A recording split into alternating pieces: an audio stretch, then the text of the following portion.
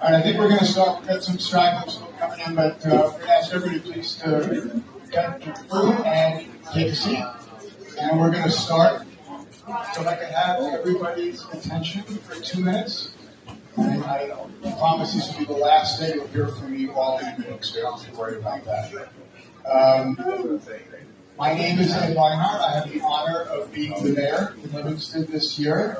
And I am here joined with my fellow council members, Deputy Mayor Sean Klein, Councilman Anthony, Councilman Butani, and Councilman Vieira, I'm sure will be here shortly, just to show how important this whole process is to all of us and to all of you, the residents of Livingston.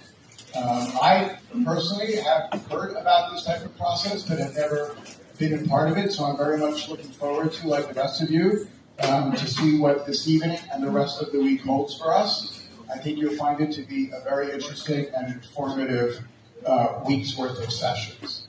I'm now going to turn it over to Phil Abrams from Topology, who is our town planner, who is also running this week's charrette process. He will introduce everybody else who will be involved this evening. So thank you all for attending. And the only thing I'm going to ask is that please eat, because we have a lot of sandwiches here as well. All right, so hold on one second. Thank you, Mayor. Hi, everybody. My name is Phil Abramson. So does anybody here live in Livingston? Raise your hand. All right, we have the right crowd. Glad you all made it here. So we're going to give a presentation to start with. This is going to last about a half an hour, maybe a little longer. We'll talk fast. And then we're going to move right into the session that the exercises right on your table here. So again, I'm Phil Abramson. I founded a planning company called Topology. We work with a lot of towns in northern New Jersey, including Livingston. So I'm your planner. I work for you. And I'm joined by Keith Covington of Common Ground. I've worked with Keith a lot in New Jersey. We did the master plans in Morristown and South Orange together using this very similar type of process.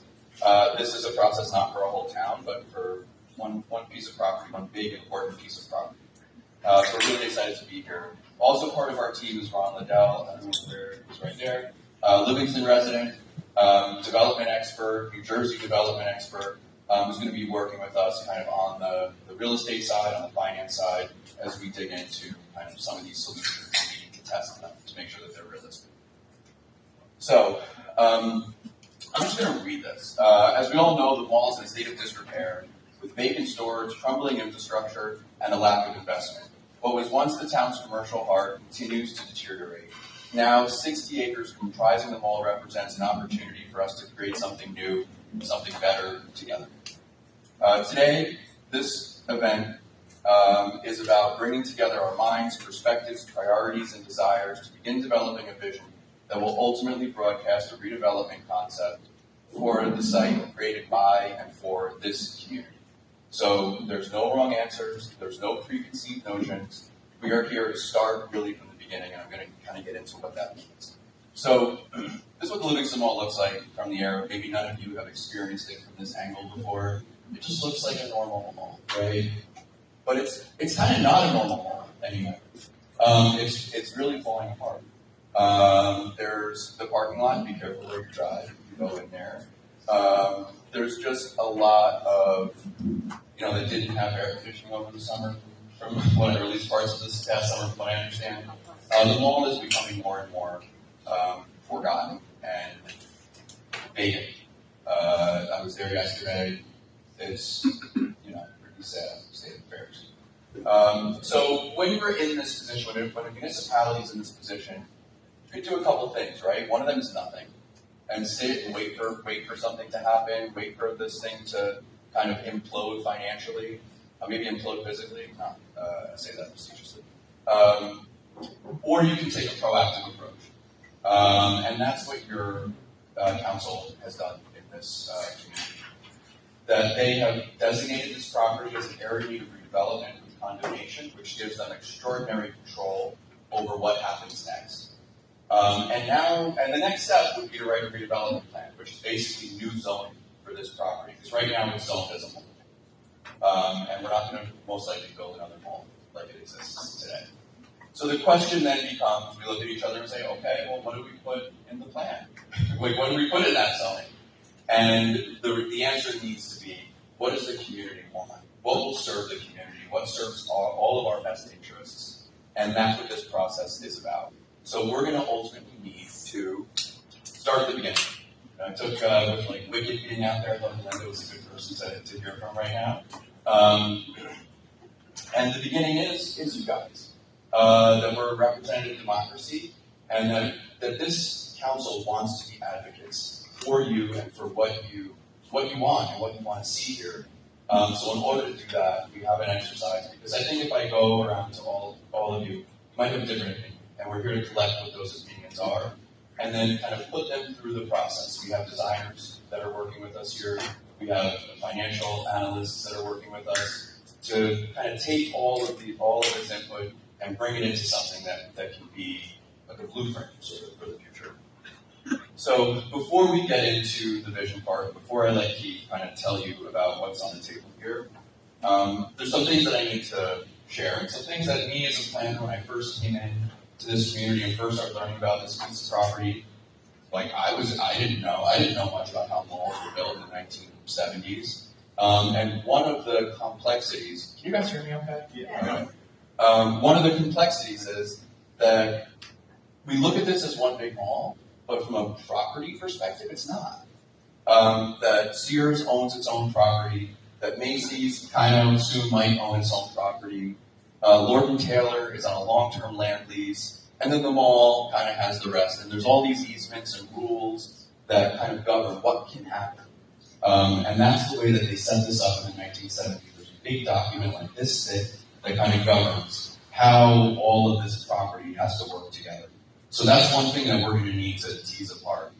Some other realities. I'm sure all of you know about that there's this like affordable housing thing in New Jersey. You may have heard about that. So there was a settlement that was done, I don't know, 3 or 4 years ago in Livingston. Part of that settlement was to build housing on the mall, on the Sears site in particular. 376 units are part of that settlement. They're part of a redevelopment plan that's moving ahead. So the municipality really doesn't have, like that's kind of a decision that's been made. That said, we still want to hear about, what we can accomplish here, where residential can go, that we have the ear of the developers that have that property.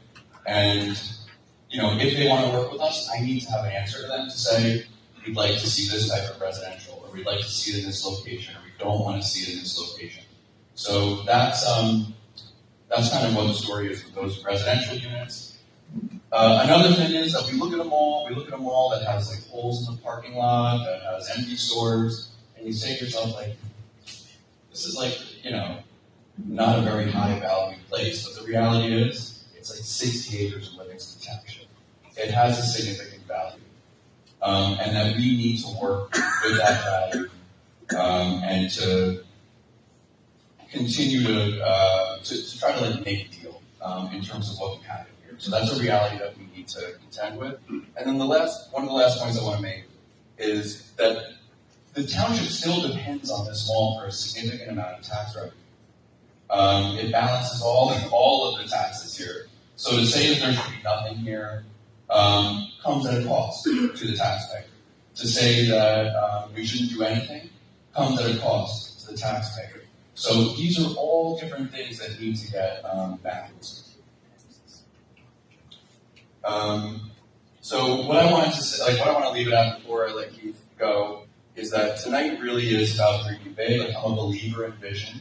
That's kind of what I do, what my career is. And that, a vision, a really good vision, and a solid, clear vision takes things from good to great. So don't let, 1 second, sir. So that's what we'll do there. During the week, we're going to continue to work through the process with the real estate and the finance. I'm going to be in town hall basically all week. We have a design studio set up right, kind of like near the boardroom where the council meets informally. There's a training room right there. And so we'll be there, and we're going to work through that, and we might be reporting back to you on Saturday when we kind of have our final design about some of those financial things that we've learned and uncovered during the course of this week. And, you know, my premonition, I think kind of all of us would probably venture to realize that a successful redevelopment here will be some form of compromise between the property owners, between developers, between the community, in terms of what can happen here. So I encourage you all to keep an open mind. I encourage you all to be honest and open about what you might want to see, what you don't want to see, where you might want to see it, where you might not want to see things happen on this piece of property. And Keith's going to do that. Just in terms of questions, we're going to answer a lot of questions through this process. There's facilitators that are going to be going around and doing that. We're going to have a Q&A at the end of this whole program, where if there's still things that are outstanding, I just want to make sure, the reason I'm doing it that way is that it's 6:20 now. If you're scheduled to go to 8:30, I want the people that need to leave by 8:30 to have their choice to do so and to be able to give their opinions beforehand. So I want to be respectful of everybody's time, but we'll stay here as long as we need. If there's questions that come up about the property, more technical questions. So why don't we let Keith come up, say his piece, and then we'll get started. Thank you. Thank you, Phil. My name is Keith Livingston. Everybody hear me okay? Too soft. I am a principal with Common Ground Urban Design and Planning. As you may know, from my accent, I'm not from Livingston. I'm from South Jersey. Actually, my company's in Tennessee. But as Phil alluded to, I've had the great opportunity of working in several communities in New Jersey and have thoroughly enjoyed it. When I started working with Phil in topology, I started to realize, wow, now I understand why they call it the Garden State. It really is beautiful countryside, beautiful towns, and so forth. And so I'm really glad to be here to help facilitate this exercise and help us come up with your vision for the future of the Livingston Mall. So I'm going to start with, what is a charrette? I'm sure if you've never been through a process before, it's like, what is this fancy French word that is describing this whole process?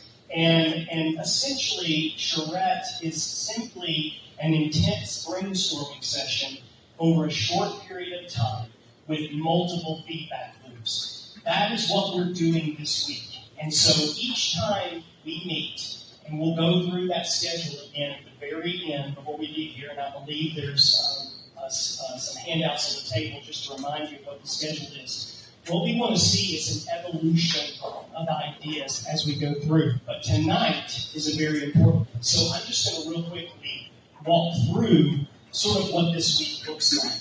So we're right. Sorry. I guess these lights don't come down, do they? These front lights. Yeah. That's a little bit better. Hey, okay. So you can also see the presentations going on these screens as well. So we're right here, okay?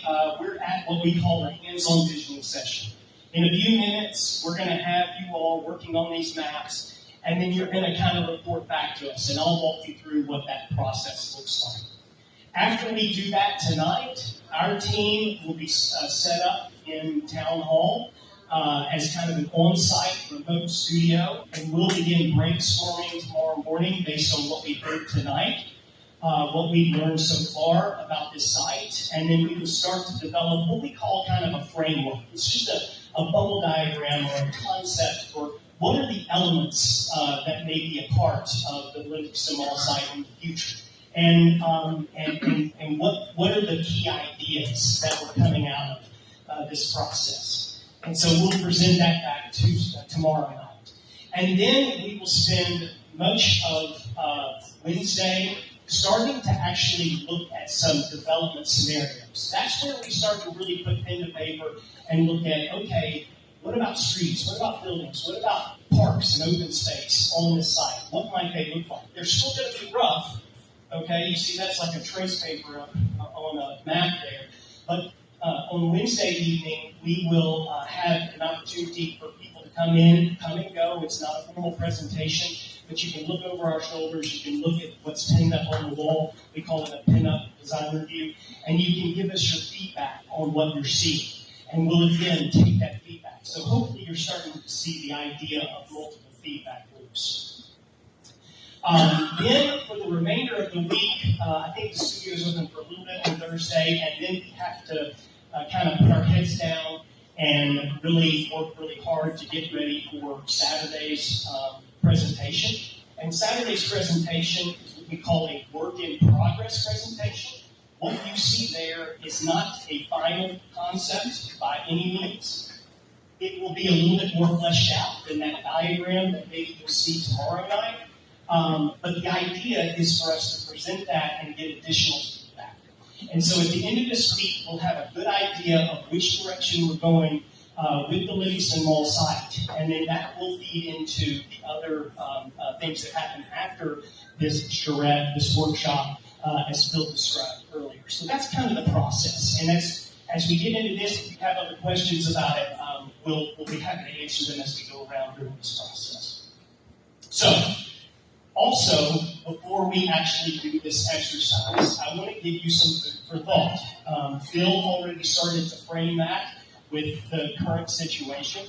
I want to give you some other things to think about as you start to write down and draw your own vision for the future of this property. First off is we're all in this mess together, okay?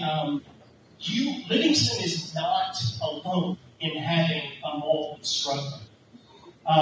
This is happening across the country, and I'm sure some of you, if not all of you, have heard about this. Even in my own town of Nashville, Tennessee, we're struggling with the same thing. We've had mall after mall that has died. Some have been redeveloped. Some are still waiting to be redeveloped. But this is the mess that we are in as a country. Like it or not, that's what we are. But the thing is that there are communities across the country that are thinking, how do we take this asset, or what once was a great asset, it may still be an asset, it's just punished, and how do we actually make that better in the future and be embedded for the next 40 or 50 years or longer? So I want to talk to you about some of the elements that make great places, okay? I can tell you right now, it's probably not this, okay? This right here, and I should say that it's not about the uses. It's not about the fact that, there's a mixture of uses here and so forth. It's about how they're arranged and how they're designed and how they're disconnected from each other that is problematic when it comes to the longevity of our communities. So we want to think beyond this. Think about the places that you love to visit, whether you go on vacation there, whether you go out on the weekend to dinner to these places, or just places you vacation at, and so forth. There's something special about places that isn't anywhere USA, and there are several elements of these places that make them great. So what is it that makes a place a really great, memorable, I want to be there spot? Not just a development, but a real neighborhood. First is most great places have a mixture of uses, okay? They have all kinds of uses, but instead of separating them out, like we have done with the advent of the automobile, where the automobile is king and you have to drive from your house to the school or house to the mall, things like that. Real communities and real neighborhoods, really great communities and neighborhoods have these successfully integrated together so that there are multiple ways to get between them, and they have a mixture of uses. This is not about the architecture. This isn't even really about the building type. All of these images are just to illustrate places that have a mixture of uses, whether it be apartments, whether it be an office building, whether it be townhouses or single-family houses, whether it be small-scale retail or pop-up retail, whether it be a mixture of uses in one building or even civic uses. And the list goes on from there. But some of our greatest communities have a mixture of uses. Another thing that our great communities have, or great places have, is streets that are designed for everyone. So many of our communities today that have been built in the last 50 to 60, 70 years are really built around the automobile. Now, there's nothing wrong with that. I love my car. I have a 4Runner, and I love that 4Runner. But I also live in a neighborhood in Tennessee where I can walk to some of my daily needs. And I want to go to places where even if I have to drive to get there, that I can get out and feel comfortable walking around those places. The way that that's done is how the streets are designed. Whether it's the building placement, whether it's the streetscape, whether it's the sidewalks, whether it's how parking's arranged along the streets, whether I'm on a bicycle, whether I'm sitting out and feel safe to actually sit in outdoor dining, or whether there's a street festival and I feel comfortable in that. Streets are really important, and they really are designed for everyone in great places. Buildings. Buildings are important, but it's not necessarily, again, the use, and it's not necessarily the architecture or the design. That may be important, and some communities really put an emphasis on that. And I, for one, love beautifully designed buildings. But what's most important to me is that when I'm in a great place, I feel safe walking around. And the buildings frame a public space in the streetscape. Okay, that's very different than what we have now with our dead malls, Livingston Mall being one of them, is that it's all inward focused and there's a sea of parking around it. That is very different than the way that we used to build communities. So whether it's the way a building sits on the corner, the way residential is incorporated against the street, whether it's the streetscape itself and how wide the street is, all of those things, the way those buildings frame those streets is a big factor in what happens and what makes a space really great. Parking. It takes a back seat in most of our great places. Parking is hugely important. We are not getting rid of the car anytime soon. I need to have a parking space. But instead of having parking drive the entire development, if I take and make sure that there's parking, but that the most important thing is the streets and the public space that's created and the buildings framing those streets, that is what is most important. And there's still parking. It's just well designed. It's tucked behind buildings. If it's in front of the buildings, it's usually on street. When you do have large parking areas, having comfortable ways to get from that parking to the main street. Parking is important, but it doesn't have to drive the design. And when you do happen to have parking against the street, you know, there are ways to screen it to still make it pleasant to walk by there. I wish I had a picture of this before they put in that nice wall to kind of hide that parking, because I guarantee you, without that on-street parking, without the street trees and the lampposts and that wall, it would not feel comfortable for me to walk there. And then I don't want to be there. And that's not a great place. You also have pleasant places to walk and linger in great places. We've all seen this, we've all experienced this. Whether it's just walking along a street and having a sidewalk that doesn't feel like it's 4 feet wide with a pole in it, like some of the sidewalks in my own hometown. You want some freedom to feel protected and comfortable as you're walking. But in addition to that, as you're walking, you want vibrancy along the street. That might be in retail areas, that might be shop fronts that offer the idea of window shopping, if you will. But it could just mean simple spaces that are well shaded when it's hot out, and a place to sit and enjoy and not feel like you're in the middle of a parking lot. Or, as I've said before, dining on the street, and then just having the building site and the streetscape all work together to make a place that's pleasant to hang out in. Otherwise, you're just going from point A to B. Okay? You're just trying to get what you need to get back in your car. But in great places, you tend to linger. And then usable open space. Hugely important in any sort of great place. And it doesn't necessarily mean one thing. It doesn't mean parties. I tell you what it doesn't mean for sure is it doesn't mean leftover space. Oh, there's some green over there that we can't park or build on, so we're just going to call that open space. No. It needs to be usable open space. Sometimes that's formal open space. That's actually very formal and it becomes more of a place to just sit and relax. Sometimes it's very activating, like a fountain. Or it's a place that is converted to multiple uses, like this ice rink here. Or it has recreational amenities or playgrounds. There are any number of other things there. So when you think about public space and parks, you have to think about not just, I want some green there, but what is the amenity that I would like to see on this site?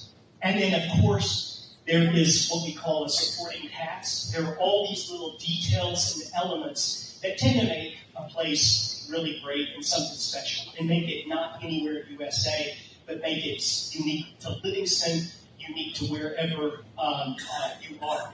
And those things happen to be signage, the way the buildings are treated at the frontage, whether it be, again, streetscape or the sort of the furnishings that are out there, whether it be benches, public art, or bicycle infrastructure. All of these little things work together to make a great space.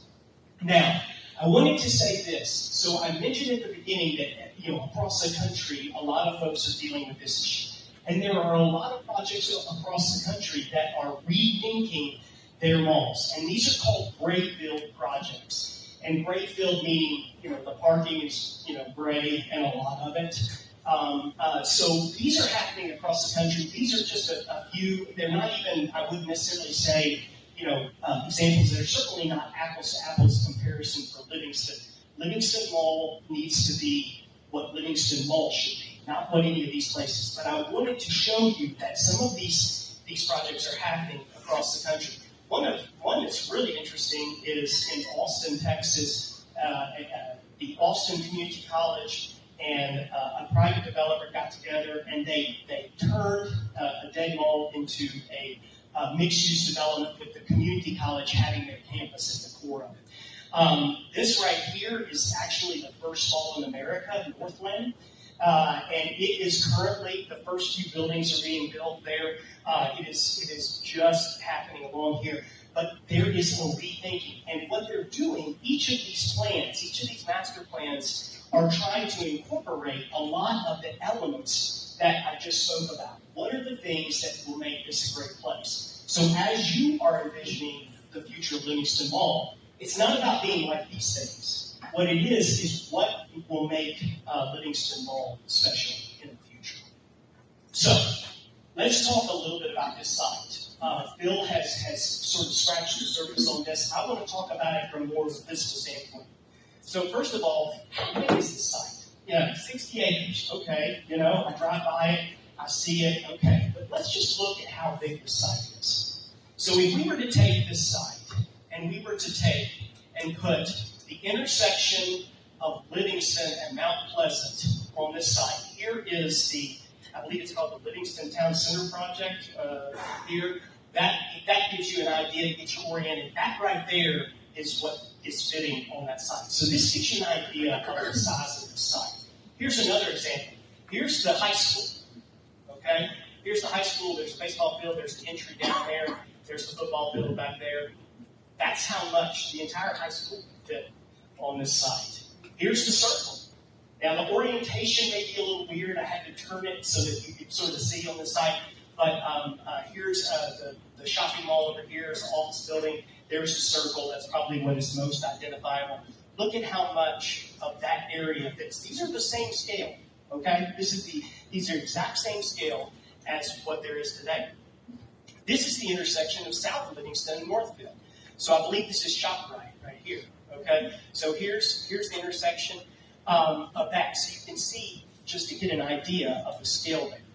I also threw in some other places just in case, there are probably many examples. I know there are many examples out there, but just doing a few others that you may know of. This is Ridgewood, New Jersey. We've heard that this is a pretty cool place. I personally have not been there, but I looked at it on Google Earth and it looks pretty neat. There's a central green space. That's pretty much downtown Ridgewood right there on the site. This is the boundary of our site. Here's downtown Westville. The majority of downtown Westville fits right on the site. This is downtown Montclair. Now, Montclair and Westville I have listed. But Montclair, right downtown, that's not even the entire downtown, but it's a huge chunk of it that fits in there. So hopefully, that just gives you an idea of the immensity of the space that we have to work with. So, if we are to look at some of the physical features that we want you to consider as you're, putting your own concepts on the table, one is we have this nice buffer that already exists between I think it's the Coventry section, I think is what they call it, Coventry neighborhood, and Walnut Street there, okay? That kind of hides the mall from that side, but it's pretty open on these other sides. We also have a street network that's pretty significant. Okay, you've got Eisenhower here. This is 510. South Orange. Thank you. South Orange. Both of those are classified as principal or major arterials, so they move a lot of traffic. This is considered a minor arterial in here by New Jersey standards along Walnut Street.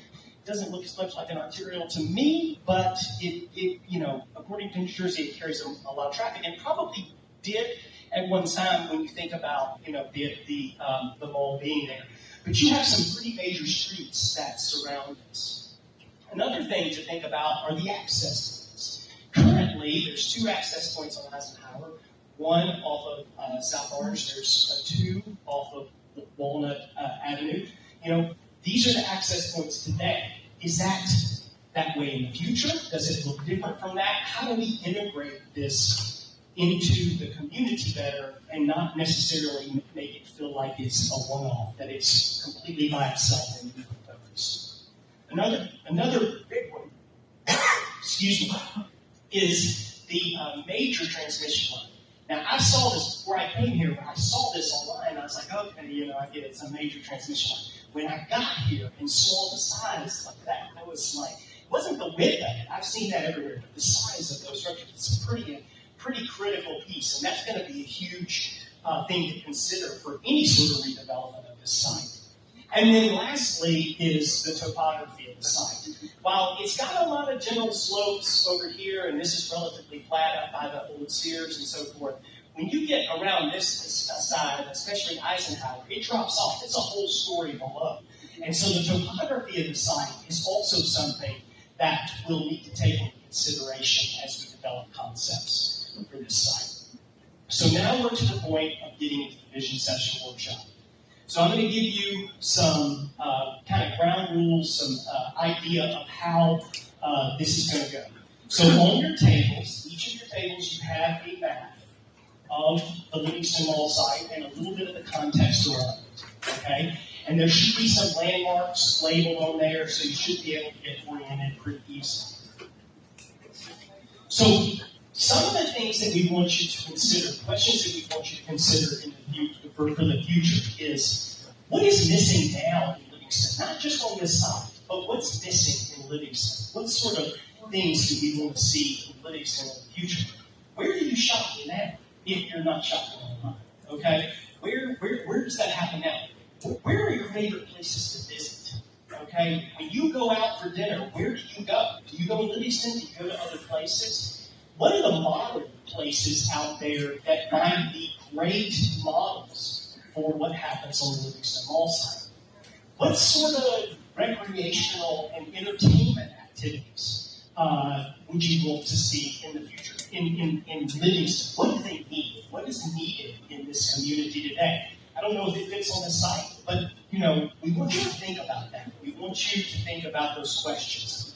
And then the mall itself. You know, it wasn't always like it is today. You know, I've heard stories. Phil, I think you, I won't go there. Yeah, Phil asked his future father-in-law if he could marry his daughter at the Livingston Mall. So, I mean, the thing is that, you know, the mall isn't all bad. What was good about the mall? And is there anything today that's good about it?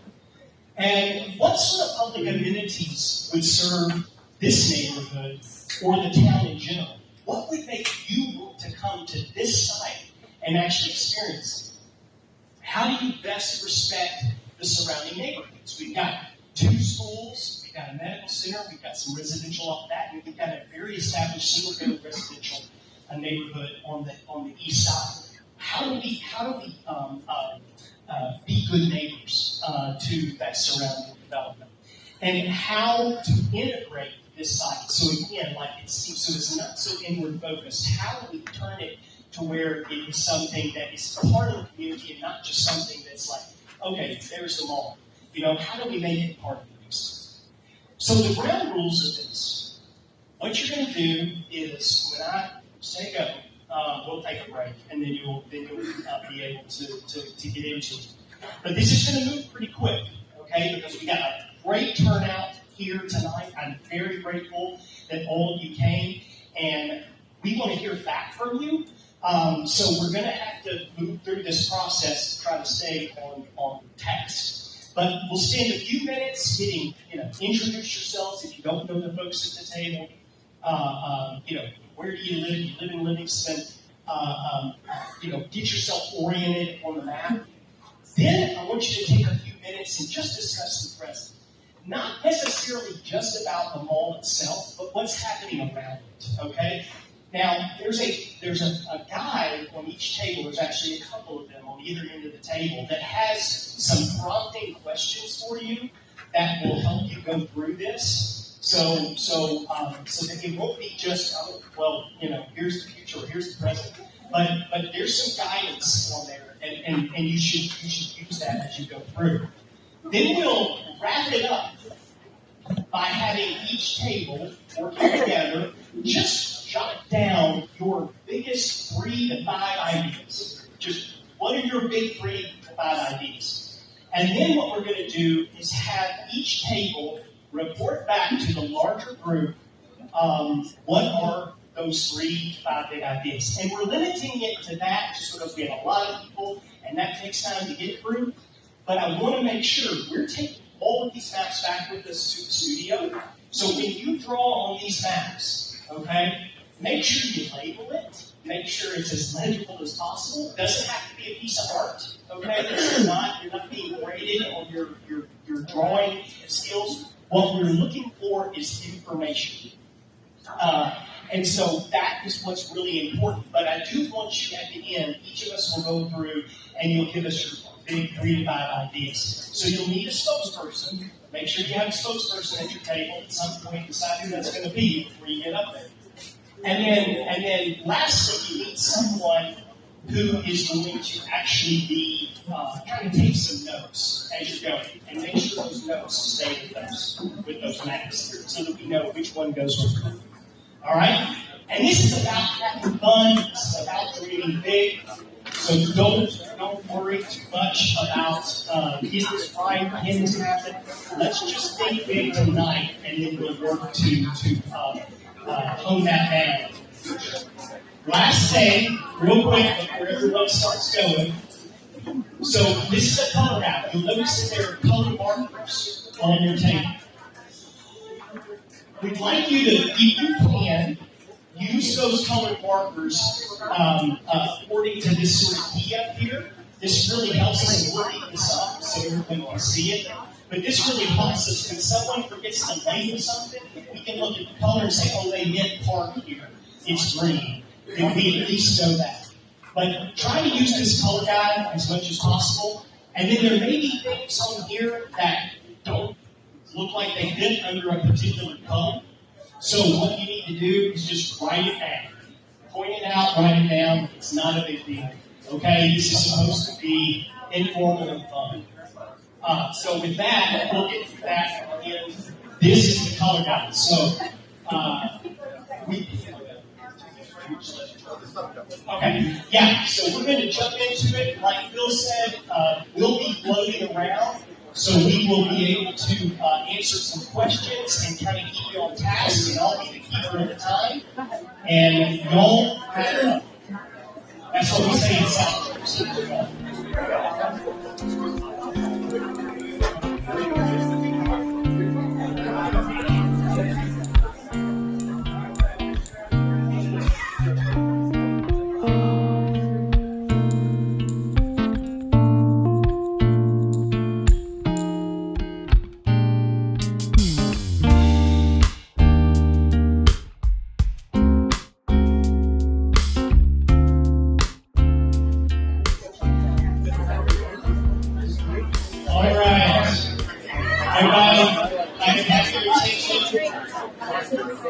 We will teach you how to early, get through this first, and then answer any questions that you might have that we have already answered. All right, let's start with table one. Table one ready? We are so good. Okay, come on up here. Bring your mat.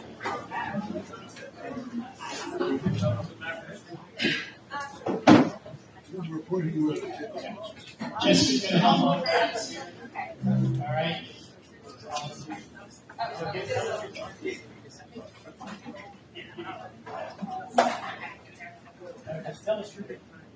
Our big three. Okay, so it's not lost on us that this needs to generate some revenue. So one idea, especially with the Westminster Hotel having been demolished. A little louder. You can't hear me? Sorry. All right. So one main concept is to bring more people to the town or without a hotel.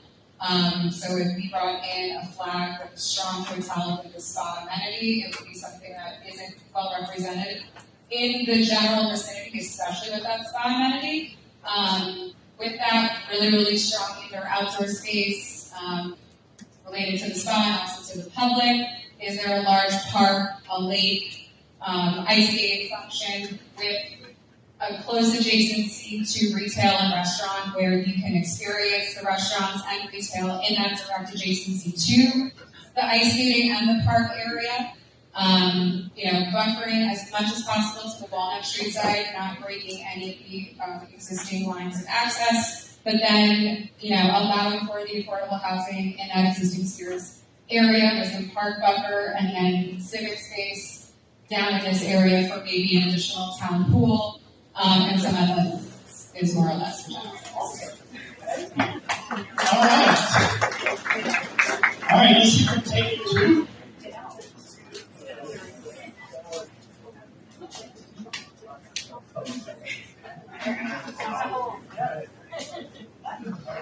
Thank you. Table two. So one of the big themes that we were talking about is trying to make this a destination so that we all know here in Livingston, we head to other towns, we want really good food and shopping. Well, we've gone to Morristown and Montclair. We want people to come to Livingston to be a destination. So we worked really hard to make this have a central focus and some really appealing options. One of the things that came up where my parents live in Connecticut, there's this place that has 4 restaurants. So we set this up here in the center where they all come together. There's a big central open space where there's a little performance area, so local kids at the high schools can come and perform with their choir or their band, and that brings people here, and again, we're trying to get folks to spend money, so while they're there looking at these open performances, they'll stop at a restaurant and shopping. And so we also wanted to set up a series of outlets right along South Orange Ave over here, so you can see it when you're driving by, kind of like Woodbury Commons, a big open area that's not as high-end shopping as the Shortwells Mall, a little bit more mid-tier, because that's definitely a gap. We really like the idea of either some sort of a more modern theater or a performing arts center. That's something that a lot of the other towns have that would be nice to have here. We also talked about interactive entertainment, like an American Dream, where you can go and there's like the activated places or escape rooms or indoor mini golf. And then finally, one of my favorites, I really like this weird little section that juts out. We thought this would be a great place for an amphitheater, an outdoor amphitheater that sort of faces in. You can have lots of performances there and some outdoor seating. And then we already know that during the winter, you can have a tent pop up pretty quickly. They do that already in the Livingston Mall area with the circuses. But just to make sure that's an area that's always being used every day. Oh yeah, the walking trail. So with this green line all around the outside, it'll just be a big open walking trail, kind of like what they have now at the Orange Reservoir over by McLuhan's, just to make sure it's somewhere that people can go and just enjoy the outdoors. So yeah, that's it. Thanks. Stay tuned.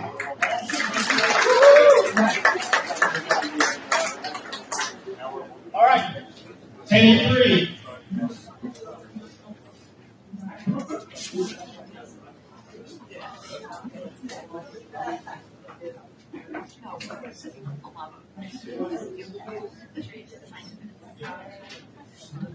Hi, everybody. Coming, bear with me. I'm not really a great speaker. Can you hear me? Yes. So, everybody was a little concerned about the housing, and so what we would really like to see is in this area, some senior housing and affordable housing also. And like 3 levels at the most. And only entrances in and out from the Eisenhower apartment side to keep the traffic. We seem to have a lot of the same ideas as two. We have a park that goes around the perimeter and then down the center with boulevards on both sides that would have restaurants with outdoor seating and an art gallery. And we want to keep Barnes & Noble or another bookstore in the town. We'd like to incorporate a movie theater, something like the Claridge Theater in Montclair, where they have, all kinds of arts. They bring in movies, and authors, things like that. Same thing, a destination.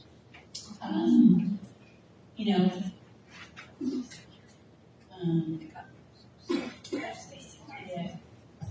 Pretty much the same.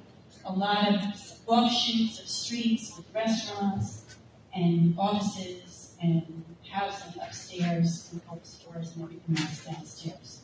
So, Awesome. Thank you. All right. Table 4.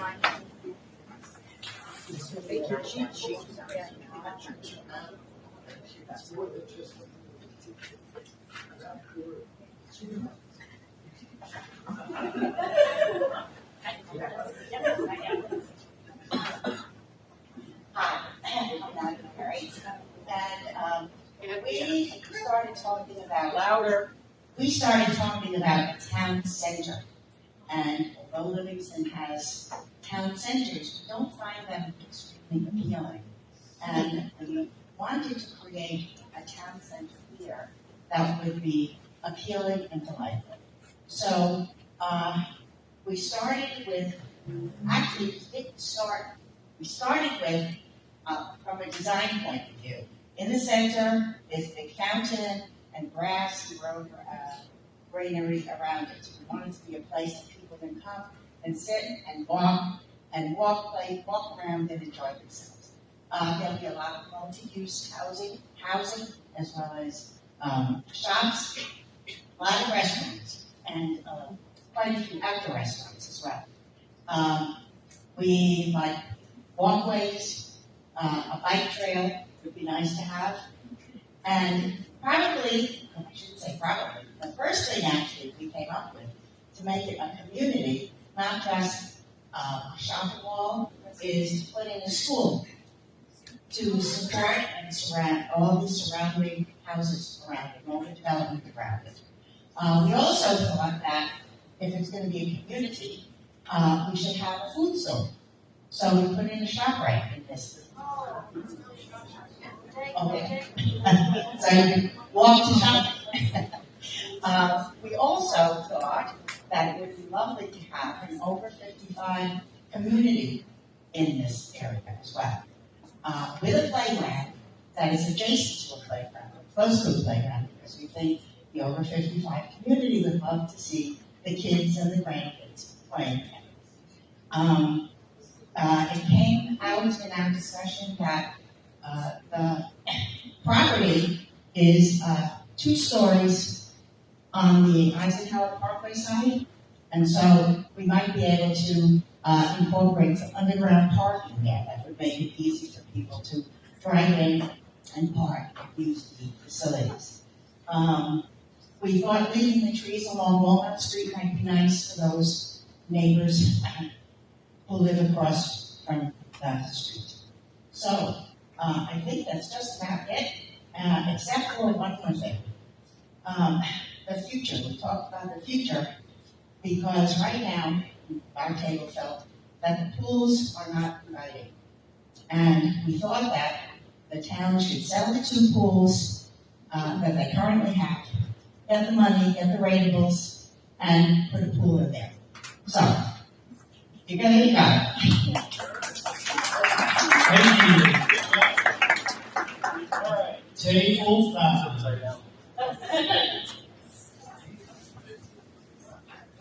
We were very similar to table 2 in a lot of our concepts. Of course, drew it upside down. So what we figured that the Sears residential had a schedule, so we worked around that. We came up with a sports civic bubble. It could be not necessarily a bubble, but all year round civic-minded sports gathering place. Then we had a central spine with an outdoor central piece like the fountain, or we have a performing center, places to have an outdoor area as well. Then we flanked it with residential and retail. We kept the berm along Coventry because of sensitivities, and we kept this 2-story on this side, 3-story because of topography on this side, with a lot of underground parking, maybe connected to this residential or sharing with it. We had the perimeter parkours. Then in this this southern corner, we either have a dog park, pickleball, outdoor playground area, or potentially a medical use building for revenue generation. And I think, a hotel. So we put a hotel at the furthest part from Coventry on this side, and we dreamt about a greenway to access the reservoir and continue the outdoor venue and the walkway. A walking path, correct. And then our parking, if I didn't say it already, is mostly hidden or subgrade with some surface for those on the decks. Awesome, thank you. All right. Number 6.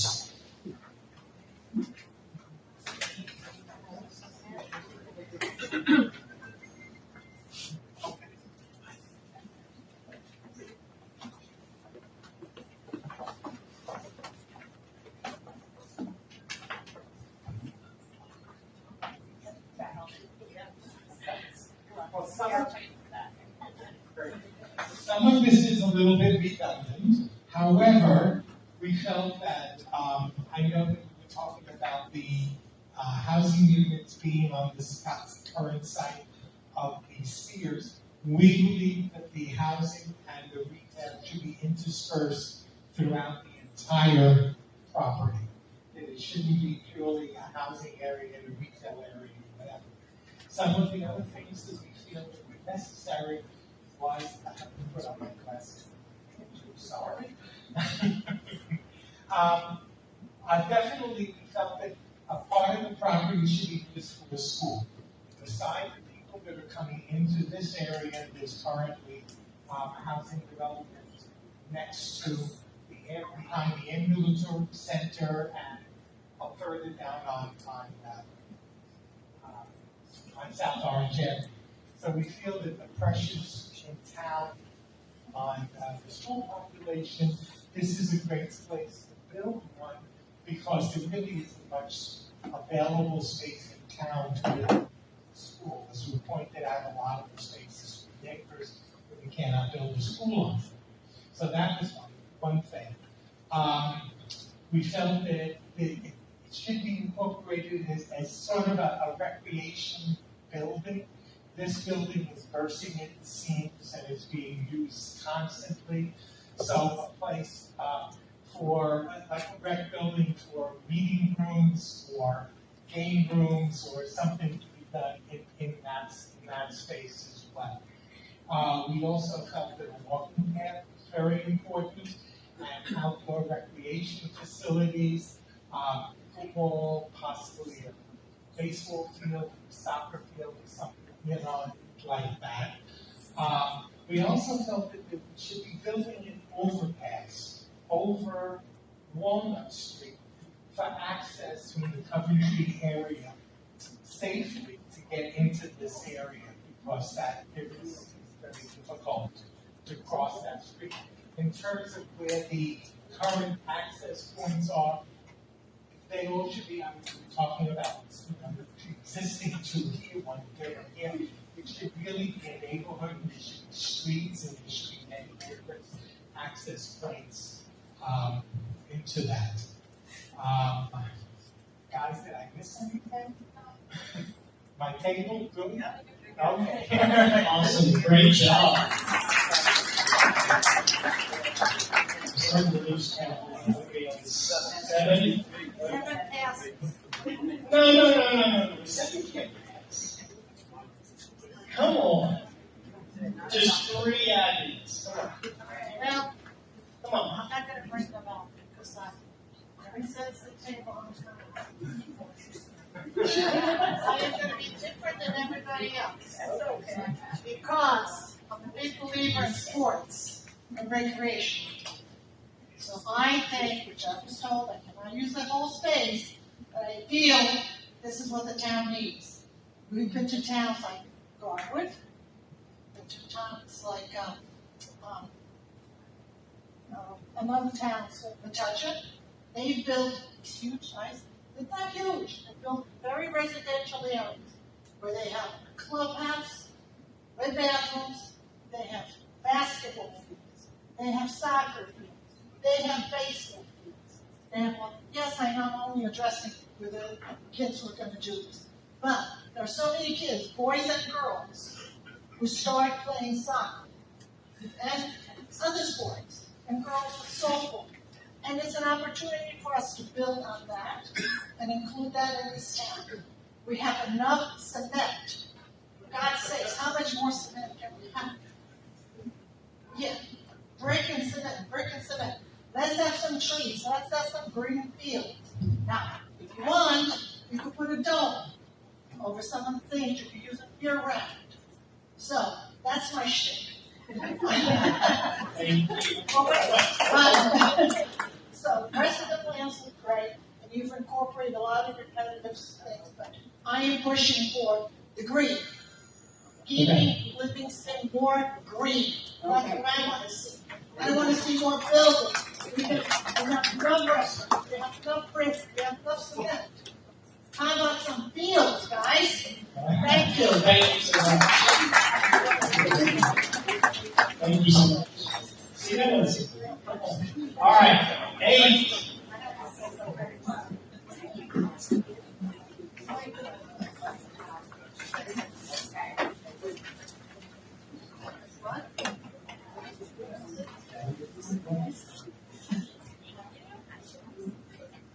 Hi, well, this may be a little bit repetitive, but this is what we came up with. The housing, which is, going to be on the Sears side, we thought adjacent to that there should be a mixed-use building with some residential on the ground floor, restaurants, a little bit of retail, and offices, just, again, bringing revenue to the town. Next to that, we have a civic center and arts and a theater performance space building. And want to make sure also that there's plenty of green space, particularly passive recreation, and we would put that go along Walnut Street and maybe even have it around the perimeter of the whole site, have a walking path. And we also said that all of this may necessitate a police substation over here. we talked about schools a little bit, but since we don't know the demographics of how many students would be coming in, you know, leave that up to the experts. We also think that there would need to be transportation to the site, and along South Orange Avenue, we would have some kind of bus, and that would serve the ambulatory care center as well. And as far as access points are concerned, we thought that the access should be really oriented to Eisenhower Parkway and to South Orange Avenue. I think, did I cover everything? Thank you. All right, number 9. All right.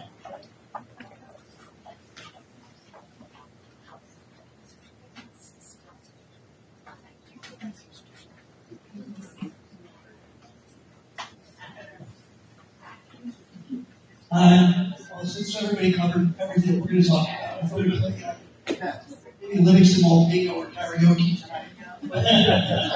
In the meantime, we thought about a couple different things. One thing that hasn't been brought up, that one of the members of the table brought up for a revenue generator would be putting some kind of data center. It's not really that objectionable if you know. It's a lot being built all over the country right now. It's just a big need. So I think there could be a need for that. As far as the what's that? As far as the units that are going in over in Sears space, you know, as many possible if we can minimize the rental property, if they could be, you know, more for purchase and not for rental. And also somebody mentioned maybe 55 and over, so we can keep some of the older residents in town and not moving out to other places. What do we got here? Restaurants, kind of, you know, if we can find some good, I would say good restaurants, but better things like Flago de Chow, Capital Grill, some of the things you see in some other communities might be good there. And also some fast serve restaurants, but better not McDonald's and no offense to people that like that.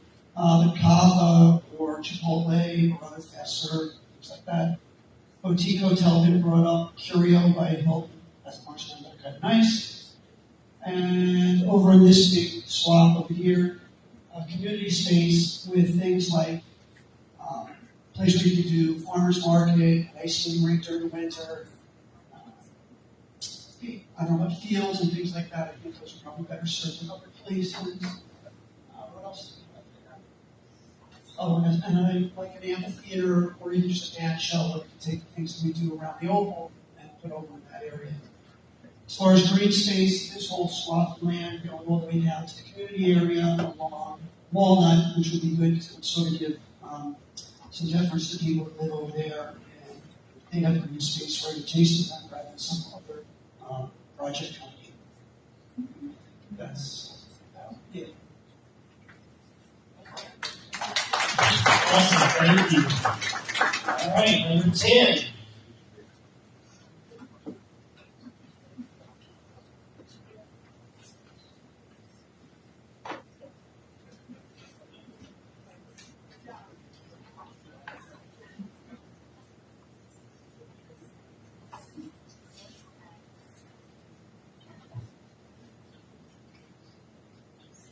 Okay, with our plan, focus less about the details, more about the big picture, and that there's nowhere to go in Livingston, nowhere to hang out, nowhere to commune amongst families. So we modeled ours based off of an outdoor space like Meisner Park, who both its home, where they have a giant green area, and then retail dining surrounding it, and then a separate area, a smaller green area. That's more of a playground, so then families can be in a separate area, but feel safe, and maybe some outdoor dining where they can watch the kids play. And we want plenty of seating areas. And then we would like if we could see it maximize use year-round. So if there is a way to create some kind of indoor-outdoor greenhouse piazza where there's a coffee shop and indoor-outdoor dining, that way so it's not like the Summit downtown, where the downtown in the winter is just dead and no one's walking. Like in the winter, especially with young families, the only place I personally have to go walk around is the mall, and I would love a space in our community, especially because I live right here. And as for parking, something I really hate about Livingston is the parking is the worst everywhere I go. So it'd be great if we could have the parking off to the side, but not make it an eyesore and blend it with shrubs and trees. And as far as if there must be parking within the downtown area, it'd be wonderful if it could be cobblestone and not concrete, so it's not this big gray space, especially in the winter when everything starts to die. It would be great if there were some hidden spaces for stroller parking, because with Livingston being such a high family area, it's always such an issue of where we park our strollers. And we would love a school, because all the schools are getting overcrowded. This is a really big residential area. There's nowhere.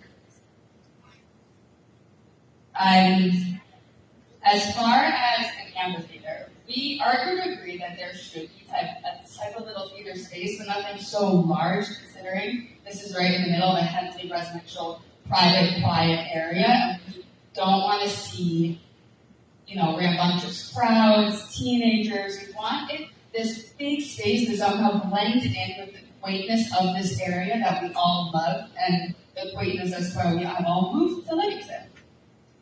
And I think that is all we have. Thank you. Number 11.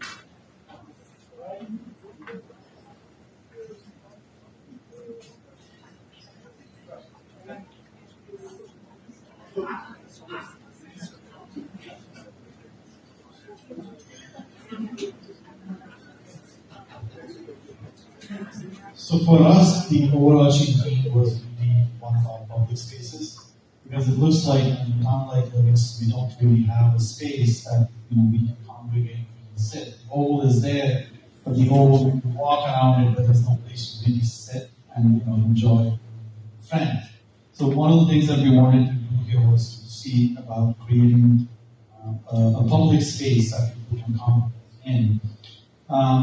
We had some trouble kind of just getting a sense of the scale of this property, because when you look at these costs, you feel how big this property is. So we took some time to kind of just get our minds around it. But it looks like the Minesville property from Florida looks like that's a popular property, because we were kind of thinking along the same lines, where you have two access paths with retail space on both sides, where you can have restaurants, shopping, and then a place in the middle, which is really your green space where you can sit. We also were thinking about, when you go to, we're traveling to different colleges because our kids are looking at colleges.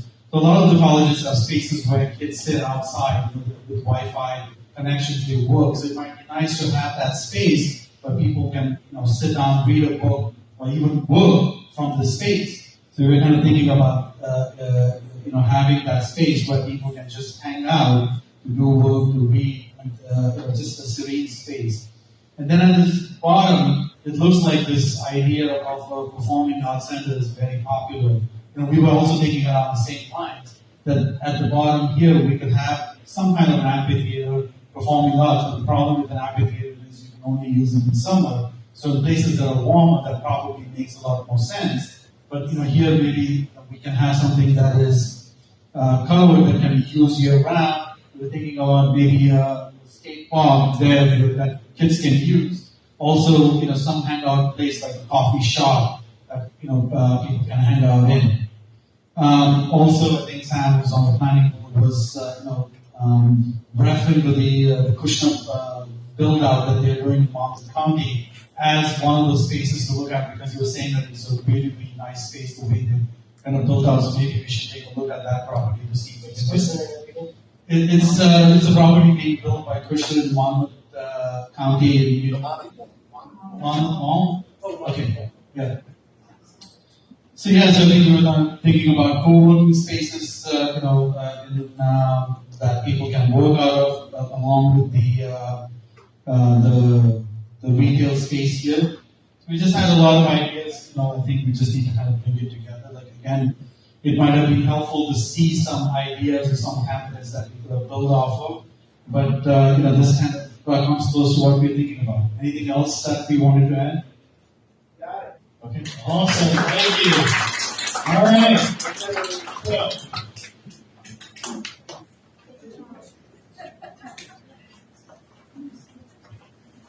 Great stuff, y'all. Great stuff. Thank you all for participating in this.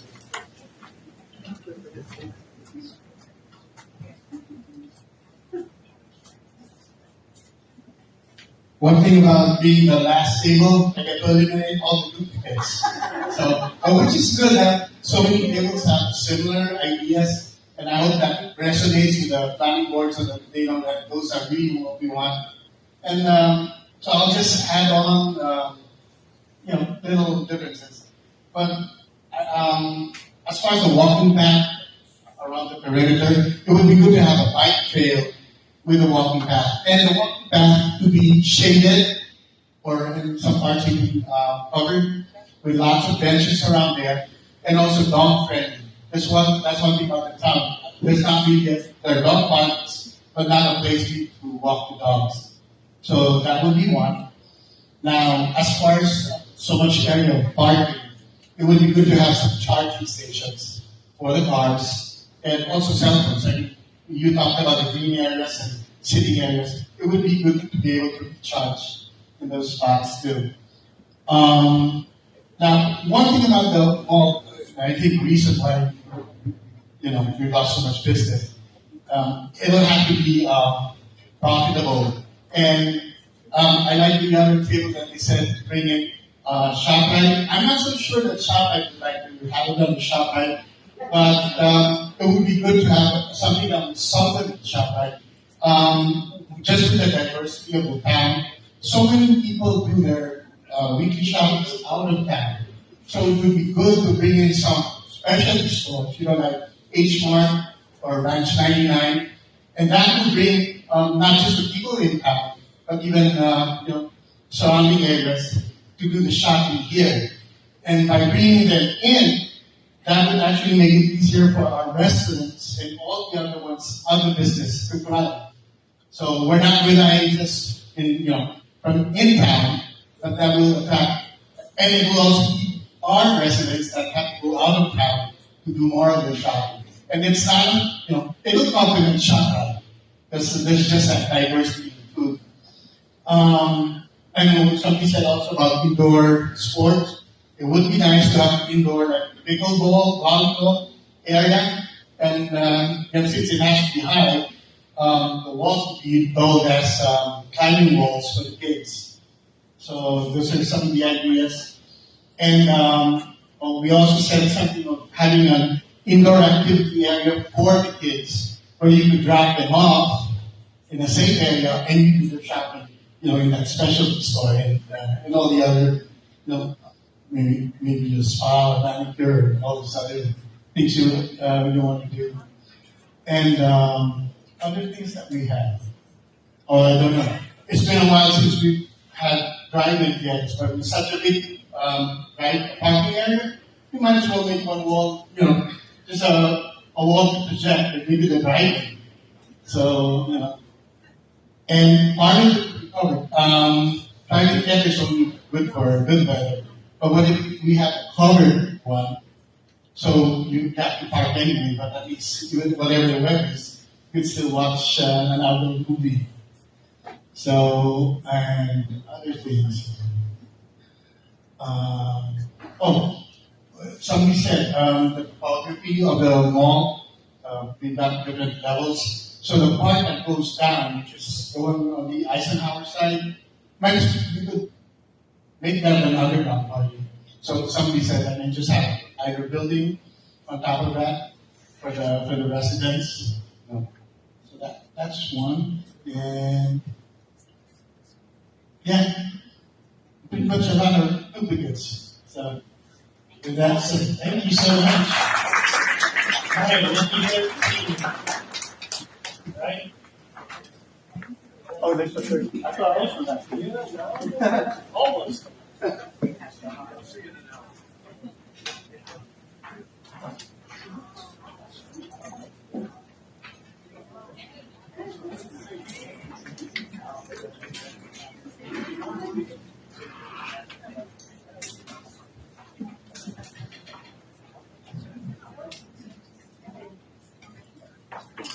Now, I'm really out of my comfort zone.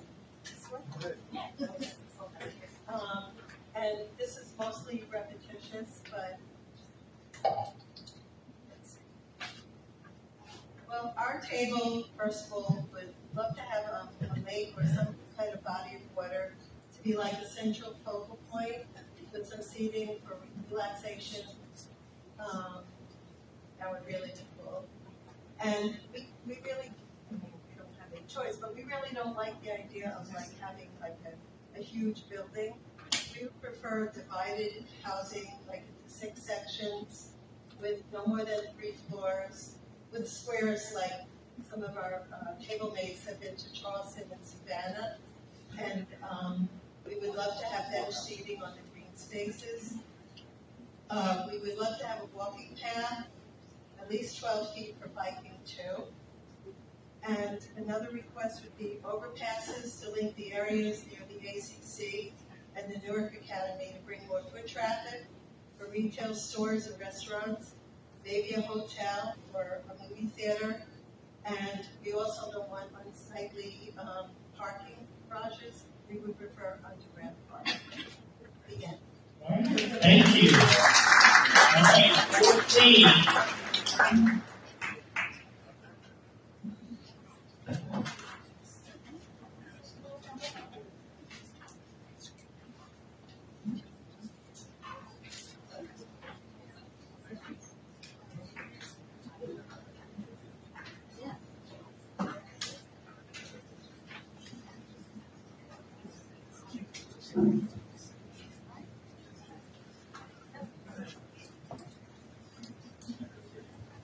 Okay, so nothing too original here, but I think our main concern was the increase in housing, the building, the development, and the need for schools.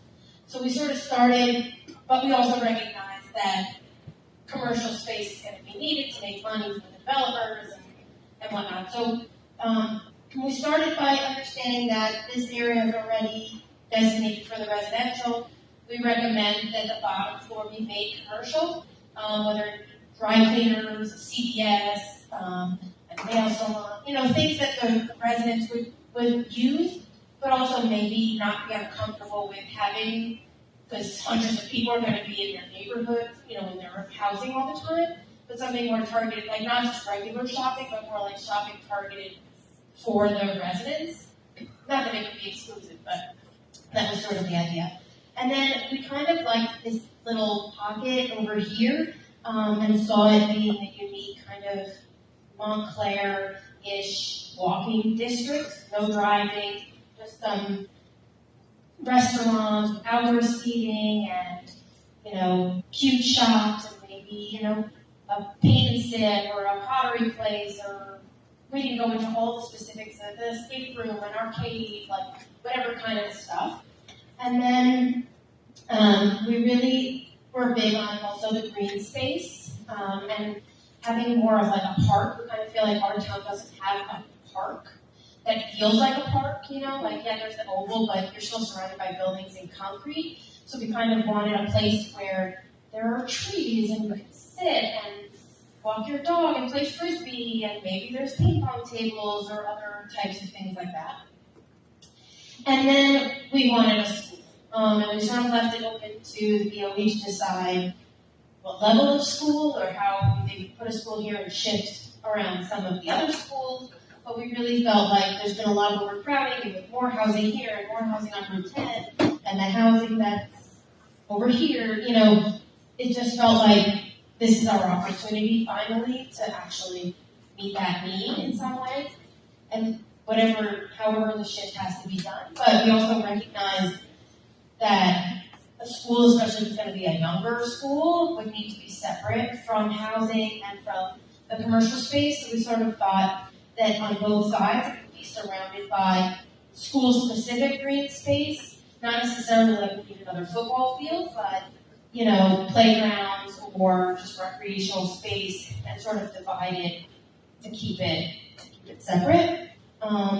So that's sort of, I think, pretty much everything that we said.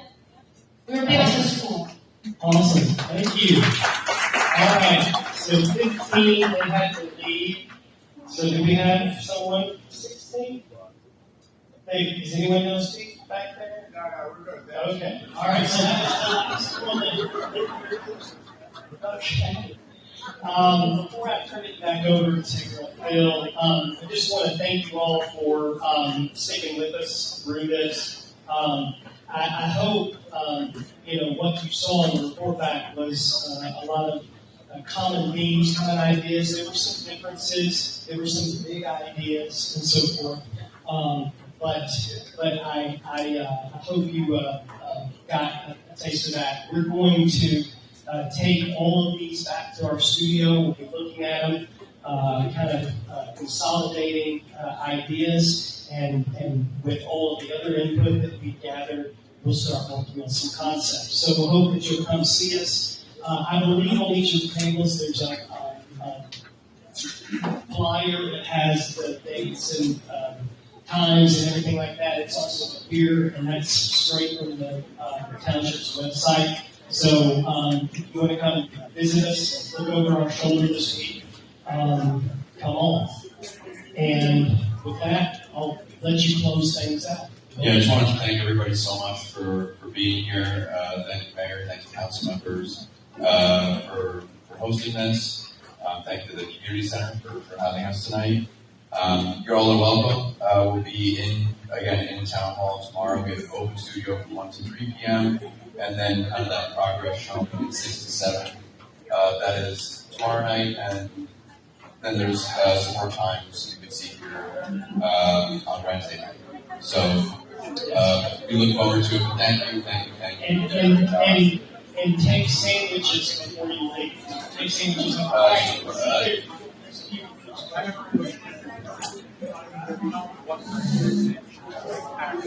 Not over yet. Question. I'm going to repeat it out loud so everybody can hear it. And I got this question twice. It's about taxes. We will have that information, I think, tomorrow. I don't have it right now. But there was a question about taxes. How much tax revenue does this area need to kind of make up into the future? What would be some targets and some goals? I promise you that on Saturday we will speak to that. This will also be streamed on Saturday, so if you don't have time to make it out, it's a weekend. There will be a video of the final presentation also on Saturday. Sir. I have curiosity. You said you've done this with other towns. You said you've done this with other towns. I know this might be difficult to answer, but from a day like today, how long does it take before this project is complete? That's a very difficult question. You won't see this at least 5 to 8 years. Some says 5 to 8. I hear 6. 6 to 8. Maybe not. Look, a development takes 2 years to build. Basically, development this size would take twice that. So, if in the next year we could begin to have some consensus, begin to get towards zoning, I think that would be a pretty good time. Yeah. Sir. This is a separate standalone development. Has the town considered closing this within the master plan for the town so that, for example, suggestion of closing in terms of existing services and trading those or something? Is that part of what's going on, or is this being considered solely as a closing? So the question was, I think it's a great question. Are we looking at this as a standalone development, or do we look at this in the context of the entire town? And, the stuff about the swimming pools, that if we were to close swimming pools and consolidate them potentially at this location, is that something that could be? I don't think there's anything that's off the table. There's certainly nothing legally, nothing from a planning perspective that would prevent that type of discussion. When we do these plans, we have an obligation to make them consistent with the town's master plan. So certainly we will be looking at the town's master plan about these bigger policies. You guys brought up a lot of great points around open space, around mobility, around retail. So we want to look at kind of what the town's policies are already, what they're planning to do already in that regard. But I certainly think that we can have win-win-win scenarios and like multiple birds with one stone sort of thing. It certainly sounds smart to me. And so I don't think there's anything that's off the table like that. Man. At what point will traffic be looked at, especially the transportation, the circulation of traffic on site and on the roadway around it? Yes, good question. So the question was about traffic and traffic studies. The traffic study is not considered as part of this process. I think as we get closer to something that's more formal, like a formal zoning and whatnot, like the thing that I think it's important to remember here is that there's like 1 million square feet almost of a mall. That's a lot. That's a lot. You look at how the pictures are, but how many parking spaces there are is how many cars come here. And these cars came in like surges on the weekends. So this area was really built to accommodate a lot of traffic. That's not to say that I'm not taking it seriously or anything like that. So I think what we're going to try to do is get to a basically a concept with Keith, where we look at kind of what fits on the site. And then if we need to pare it back because the traffic is too much, then we would do that. So that's kind of the process I think that we go through in this case, because we're dealing with a site that was so developed. There's so much infrastructure around it, like basically a highway or Eisenhower Parkway is like, right there, South Orange Avenue, 4 or 5 lanes right here. So it's a pretty robust site from that perspective. It's a good question. We wouldn't do something final until we check it out from a traffic perspective. But it won't be part of this by Saturday. Thank you.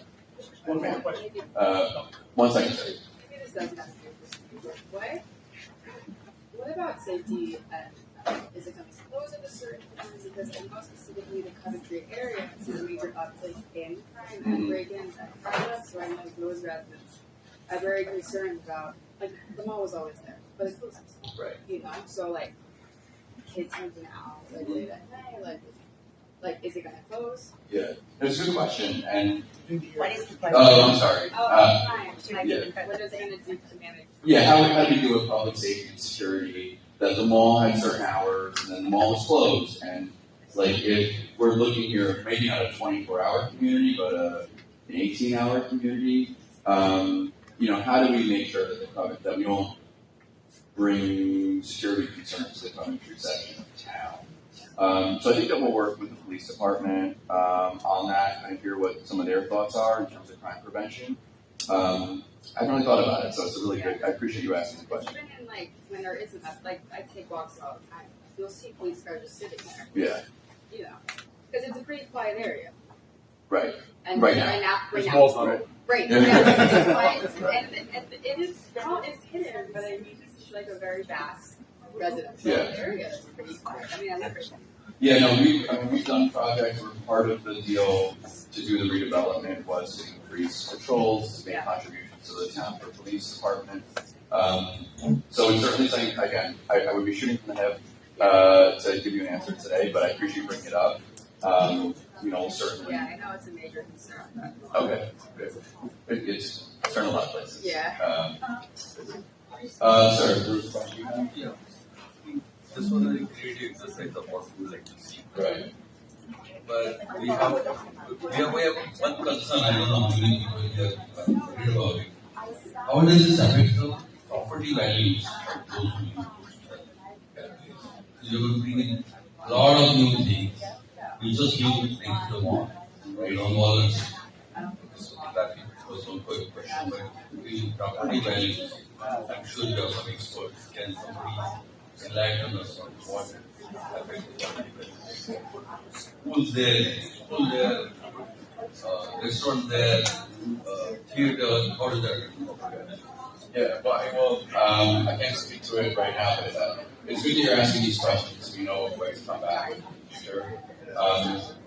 If the mall were closed, like that's not good for property values. So, it's good. Want essential homes there. Right. Want the park there. Yeah. What? I mean, we are not the experts. We don't know what will decrease the value of our property. Right. We don't want all that. Right, you want good stuff. Not so much good. whether we can have a theater there or not, whether it is good or not. How does it Of the yes. Okay. And by the way, everybody take food home. If you're willing, there's a lot of extra sandwiches. We can't eat them all. So, all right. I guess we'll turn the microphone off. I really appreciate you all for being here tonight. Appreciate your comments, appreciate your openness and kindness.